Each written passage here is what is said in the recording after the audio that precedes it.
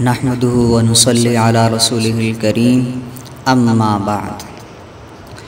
اللہ رب العزت نے ہمیں جو دین اسلام عطا فرمایا ہے، یہ زندگی کے ہر پہلو کے بارے میں ہماری رہنمائی کرتا ہے۔ جب تک انسان کی زندگی ہے، اس نے دنیا میں کیسے اپنی زندگی کو گزارنا ہے، شریعت ہمیں اس کی تعلیمات دیتی ہے۔ اور جب انسان دنیا سے چلا جائے تو اس کے چلے جانے کے بعد جو ورثاء ہوتے ہیں، انہوں نے اس کے ساتھ کیا کرنا ہوتا ہے، شریعت ہمیں اس بات کی بھی تعلیم دیتی ہے۔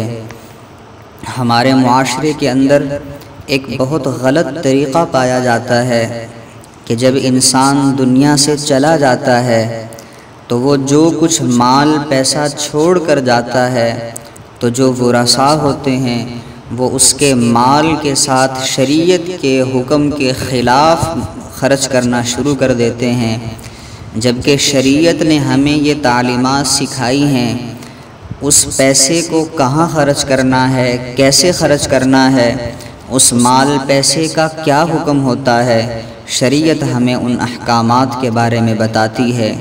ہمیں چاہیے کہ ہم شریعت کے ان فیصلوں کو سمجھیں اور ان کے مطابق عمل کرنے والے بن جائیں تاکہ ہماری اپنی بھی آخرت آسان ہو جائے۔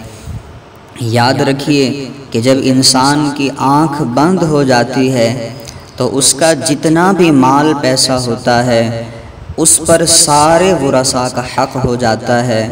اب وہ مال ورثاء کی ملکیت بن جاتا ہے۔ ورثاء کے اندر بعض اوقات چھوٹے بچے بھی ہوتے ہیں، مرد بھی ہوتے ہیں، عورتیں بھی ہوتی ہیں، تو جتنے ورثاء ہوتے ہیں اب ان سب ورثاء کا اس مال کے اوپر حق ہوتا ہے، اور ان ورثاء کی رضامندی اور اجازت کے بغیر اس مال کو کسی بھی مصرف کے اندر خرچ نہیں کیا جا سکتا ہے۔ ہمارے ہاں معاشرے کے اندر یہ ہوتا ہے کہ انسان کے دنیا سے چلے جانے کے بعد اس کے مال میں سے ورثاء صدقہ اور خیرات کرنا شروع کر دیتے ہیں، دیگیں پکا کر لوگوں کو کھلانا شروع کر دیتے ہیں، کبھی کس رسم کے نام پر، کبھی کس رسم کے نام پر۔ بہت سی رسومات کو ہم نے آج اپنے اندر پیدا کر لیا ہے۔ اول تو رسومات کو پیدا کرنا اور ان رسومات کے اوپر عمل کرنا ہی غلط ہے۔ پھر دوسری غلط بات یہ کہ ان رسومات کو پورا کرنے کے لیے ہم اسی میت کے مال پیسے کو خرچ کر رہے ہوتے ہیں۔ یہ نہیں سوچ رہے ہوتے، یہ نہیں دیکھ رہے ہوتے کہ اب اس مال کے اوپر تمام ورثاء کا حق ہے اور کسی وارث کی رضامندی کے بغیر اس مال کو کہیں پر خرچ نہیں کیا جا سکتا ہے۔ خاص طور پر کہ جب ورثاء میں اگر کوئی نابالغ بچہ موجود ہو تو پھر تو اس مال کو کہیں بھی اس اجتماعی مصرف میں، صدقہ اور خیرات میں خرچ نہیں کیا جا سکتا ہے۔ اگر چھوٹا بچہ اجازت بھی دے دے کہ میری طرف سے اجازت ہے تو شریعت یہ کہتی ہے کہ نابالغ کی اجازت معتبر نہیں ہوتی ہے۔ اس لیے جہاں کہیں ایسے معاملات پیش آ جائیں تو وہاں ورثاء کو چاہیے کہ اس مال پیسے کو سنبھال کر رکھیں اور شریعت نے جو حکم دیا ہے اس کے مطابق ان کو خرچ کریں۔ شریعت کا حکم یہ ہوتا ہے کہ جب انسان دنیا سے جائے تو سب سے پہلے اس کی تجہیز و تکفین کے لیے جو اخراجات ہیں وہ اس کے مال میں سے ادا کیے جائیں۔ اگر کوئی رشتہ داروں میں سے کوئی شخص اپنی مرضی سے ادا کر دیتا ہے تو ایسا بھی کیا جا سکتا ہے، تاہم اگر کوئی ایسا نہیں کرتا تو میت کے مال میں سے وہ تمام اخراجات ادا کیے جائیں۔ تجہیز و تکفین کا خرچہ نکالنے کے بعد پھر دوسرے نمبر پر یہ دیکھا جائے گا کہ اس میت نے کسی کا قرضہ دینا تھا یا نہیں دینا تھا۔ اگر کسی کا قرضہ دینا ہو تو دوسرے نمبر پر پھر اس کے مال میں سے اس کے تمام قرضوں کو ادا کیا جائے۔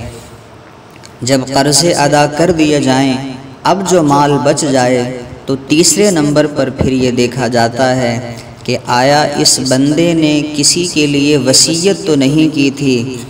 اگر مرنے والا انسان اپنی موت سے پہلے کسی غیر رشتہ دار کے لیے وصیت کر کے چلا جاتا ہے تو پھر اس کی وصیت کو پورا کرنا ہوتا ہے۔ مثال کے طور پر اپنے کسی رشتہ دار کے لیے، وہ رشتہ دار کہ جو اس کا وارث نہیں ہے، اس کے لیے وصیت کر کے چلا جاتا ہے کہ میرے بعد میرے مال میں سے اتنا میرے فلاں رشتہ دار کو دے دینا، یا میرے مال میں سے اتنا مال مسجد کو دے دینا، اتنا مال کسی مدرسے کو دے دینا۔ اس طرح کی اگر کوئی بندہ وصیت کر کے جاتا ہے تو یہ وصیت 1/3 مال تک نافذ کرنی ہوتی ہے، کہ جو مال اب اس کا بچا ہوا ہے اس کے تیسرے حصے تک یہ وصیت نافذ کرنی ہوتی ہے۔ اگر وہ وصیت کا پیسہ تیسرے حصے سے زیادہ بن رہا ہو تو وہ زیادہ نہیں دینا ہوتا، بلکہ بس تیسرے حصے تک جو بنتا ہو اس کے مطابق اس کی وصیت کو پورا کیا جاتا ہے۔